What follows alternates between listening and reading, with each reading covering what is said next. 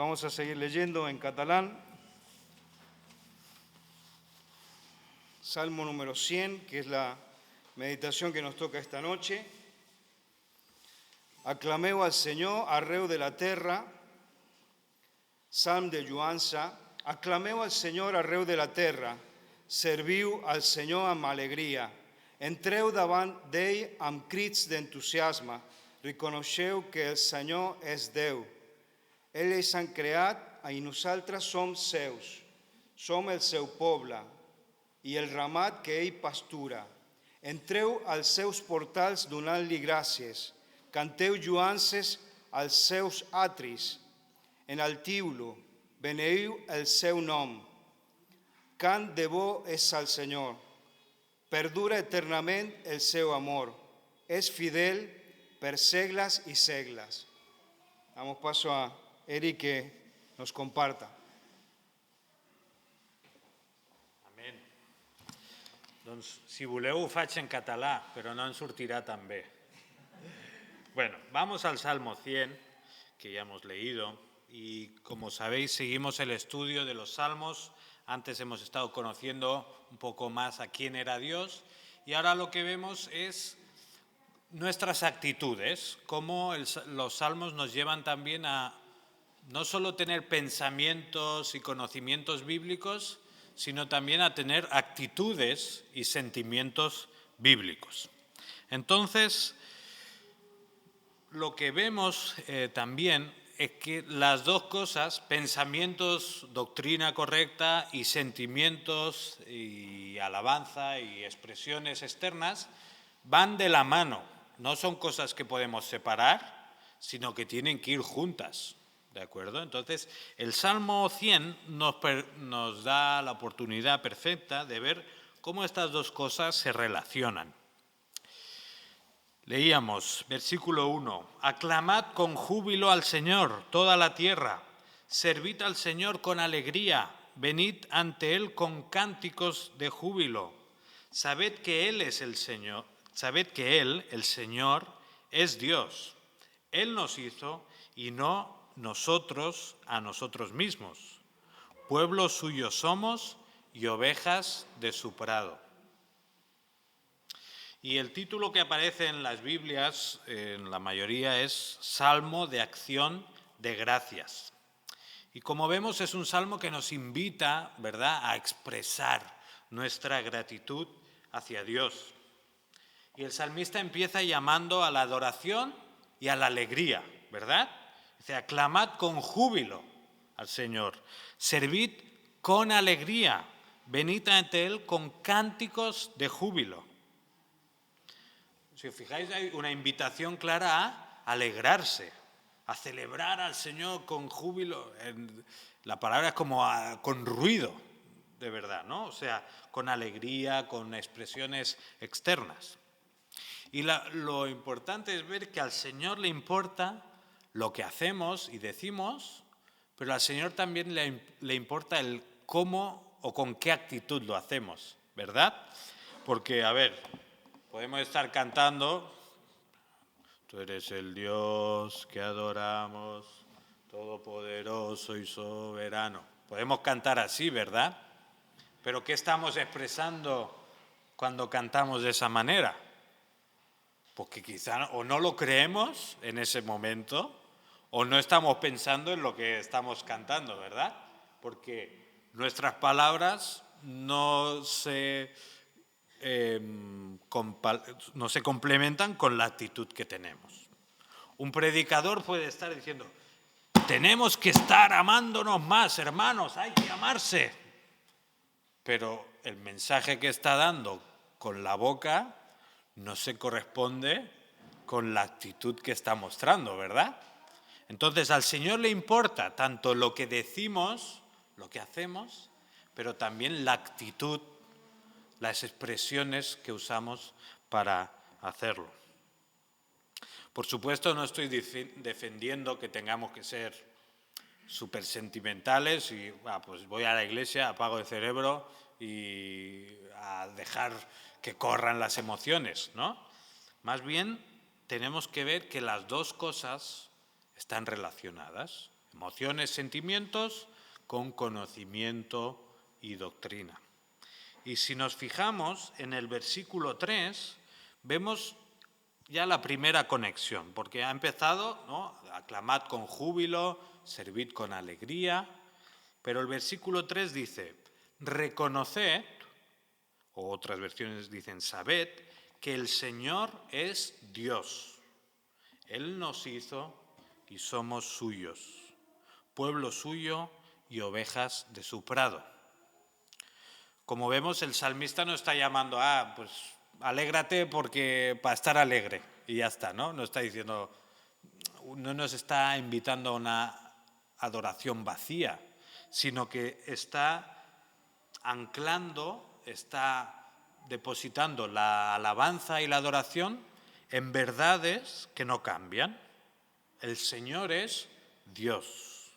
Él nos ha hecho, somos suyos. No nos hemos hecho a nosotros mismos, ¿verdad? Él nos ha hecho. Ahora, si no nos pertenecemos, si es verdad esto que dice este versículo, que no nos pertenecemos a nosotros mismos, si realmente somos de Dios, ¿habéis pensado que ese es un pensamiento muy liberador?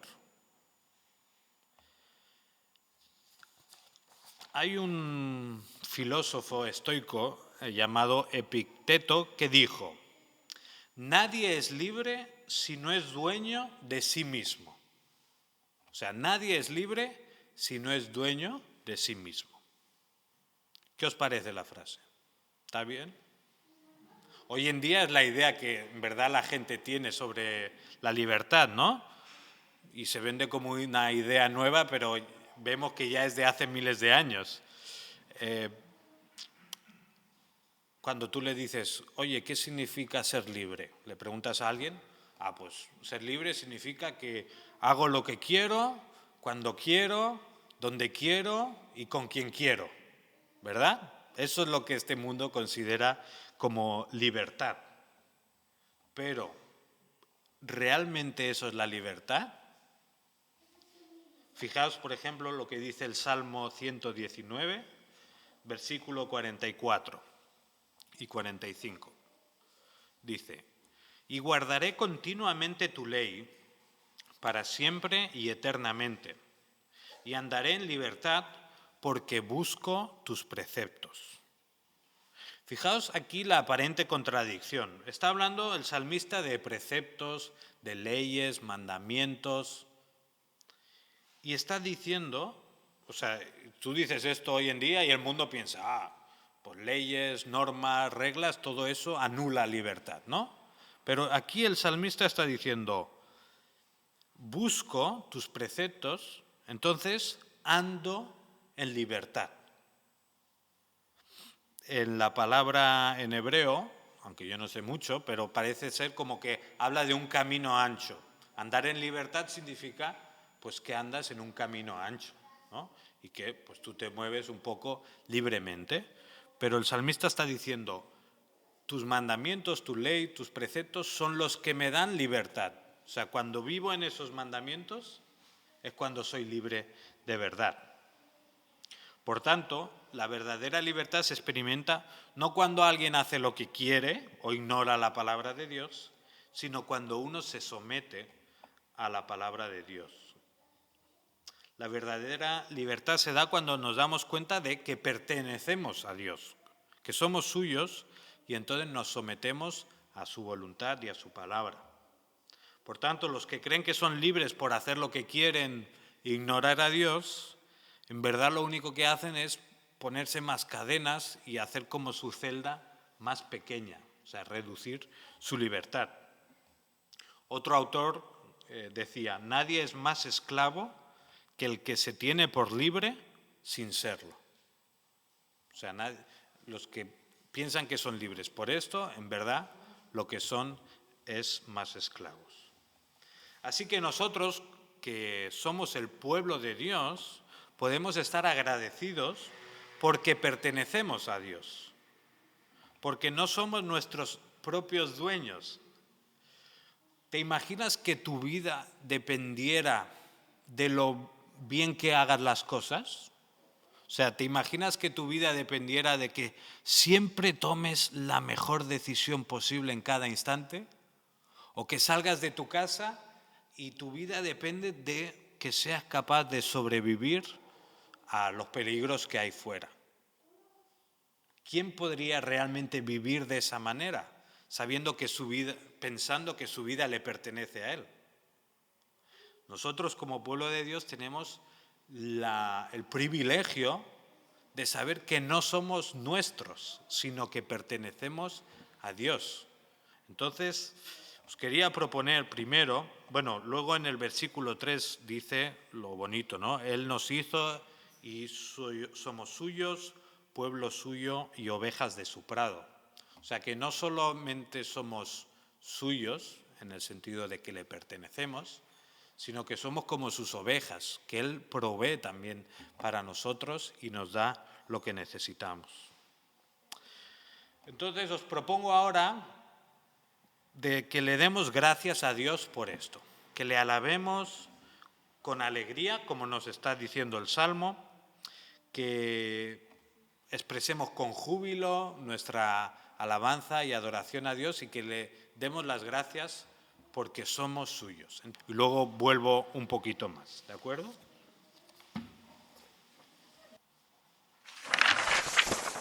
Si queréis podéis tomar asiento y vamos brevemente a la segunda parte de este Salmo 100.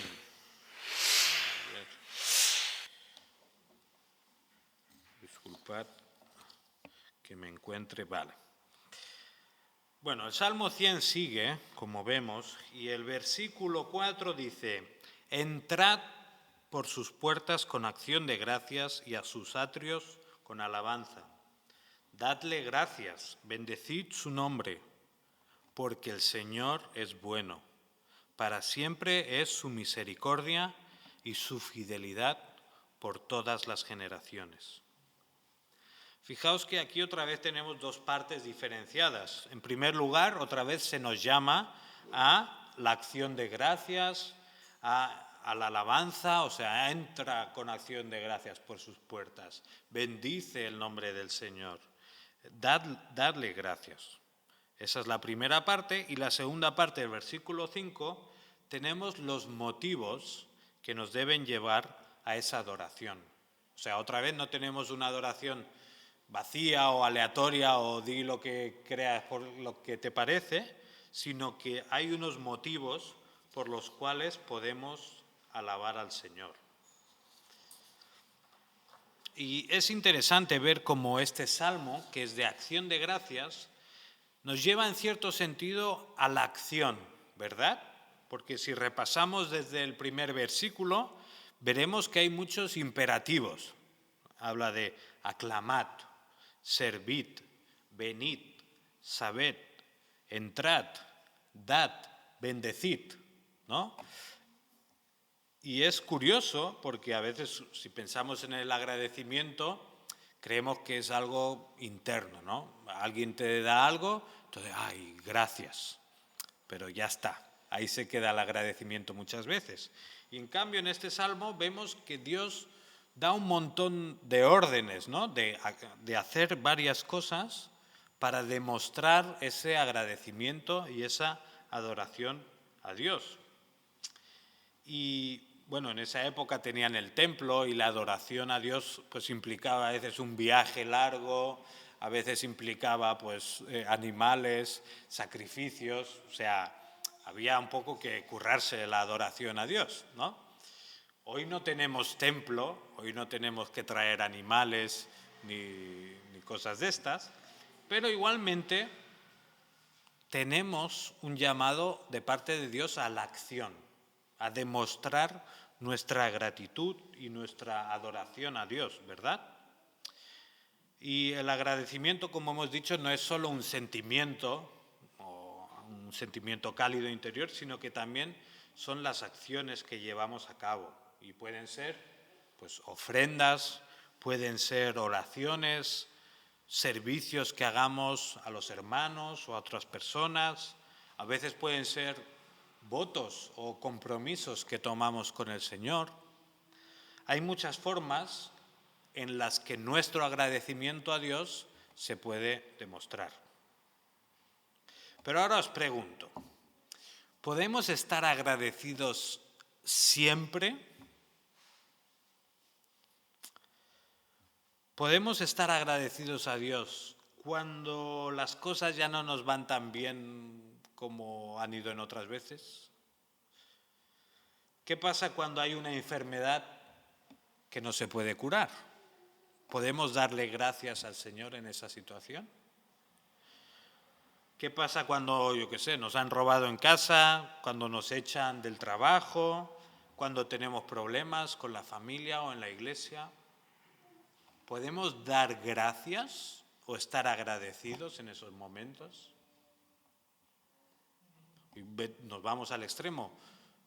¿Qué pasa con estas familias que tienen que salir ahora de Ucrania porque lo han perdido todo por culpa de que a un político se le ha girado la olla y ahí ya está?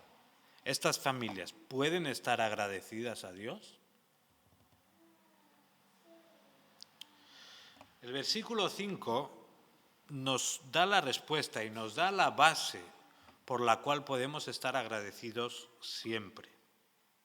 Dice, porque el Señor es bueno, para siempre es su misericordia y su fidelidad por todas las generaciones. Estos tres elementos nos demuestran que podemos estar agradecidos siempre.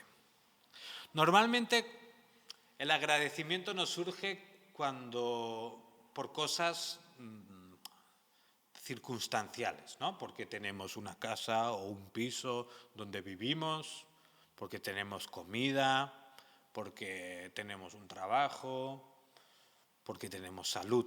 Cuando tenemos estas cosas circunstanciales nos sale estar agradecidos, ¿no? De forma más natural. Pero cuando estas cosas desaparecen, nos cuesta un poco más, ¿verdad?, ser agradecidos. Sí, el Señor me ha dado la salvación, pero mira aquí cómo vean las cosas. A veces pasa que perdemos nuestra gratitud cuando lo circunstancial se pierde.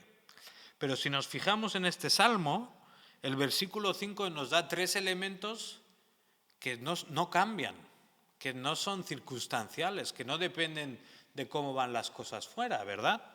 Porque dice, el Señor es bueno. ¿El Señor es bueno siempre? Siempre, ¿verdad? El Señor, dice, para siempre es su misericordia. ¿El Señor en algún momento deja de ser misericordioso? No, ¿verdad? O incluso dice también su fidelidad por todas las generaciones. O sea que el salmista, pensando en el agradecimiento, no está pensando en el Señor me ha librado de mis enemigos. En otros salmos sí, pero en este se está fijando solo en cosas eternas, que no cambian. Y nos está diciendo, podemos ser agradecidos siempre, independientemente de las circunstancias que nos rodean. Ahora podríamos hacer otra pregunta. ¿Cómo podemos saber nosotros que Dios es siempre fiel, bueno y misericordioso? ¿No? Porque nosotros quizá ya lo sabemos, pero alguien de fuera nos puede decir, ¿cómo sabes tú que Dios es siempre bueno o que siempre es misericordioso? ¿Qué le diríais? Bueno, yo tengo dos posibilidades. Una posibilidad, la más sencilla, es decir, bueno, Dios lo dice en su palabra, que Él es fiel, misericordioso, es bueno, y no cambia además, ¿verdad? Entonces, por lógica, podemos decir, Dios es siempre así. Pero alguien te dirá, yo no creo en la Biblia, a mí déjame de estas historias. ¿Qué otra cosa podemos mostrarle al mundo donde Dios ha demostrado que es fiel, que es misericordioso y que es bueno? ¿Dónde lo ha demostrado Dios esto? En su Hijo Jesús, ¿verdad? Porque alguien te puede negar, yo no creo que la Biblia sea la palabra de Dios. Bueno, vale, no lo crees. Lo que nadie puede negar es que Jesús estuvo en esta tierra, Jesús murió en una cruz. Eso es históricamente creíble y hasta ateos lo saben que ocurrió. Pero es que vamos más allá y sabemos que Dios en su Hijo Jesús estaba demostrando su bondad, su misericordia y su fidelidad. Es en Jesús que realmente nosotros podemos estar seguros de que Dios no cambia, de que Dios ya ha demostrado su amor, su bondad y su misericordia hacia nosotros. Y es entonces cuando miramos a Jesús que pensamos, pues entonces sí que puedo estar siempre agradecido, ¿verdad? Porque cuando nos van mal las cosas, cuando nos equivocamos en algo y fallamos, perdemos la gratitud, pero pensamos en Jesús y decimos, Dios me ha demostrado su amor, Dios me ha demostrado su bondad. Así que acabamos aquí pensando en que Dios nos ha dado ya la demostración de que Él es bueno, misericordioso y fiel, y que como eso nunca cambia, entonces nosotros podemos estar siempre agradecidos. Y os quería proponer ahora que pudiéramos orar por esas circunstancias que son difíciles en nuestra vida, pero orar de una manera demostrando que a pesar de que esto está sucediendo en nuestra vida, podemos seguir agradecidos a Dios. Entonces, bueno, vamos ahora a estar orando 2, 3 oraciones, presentando pues nuestras dificultades al Señor, nuestros problemas, pero también dándole las gracias porque a pesar de ellos podemos confiar en Él.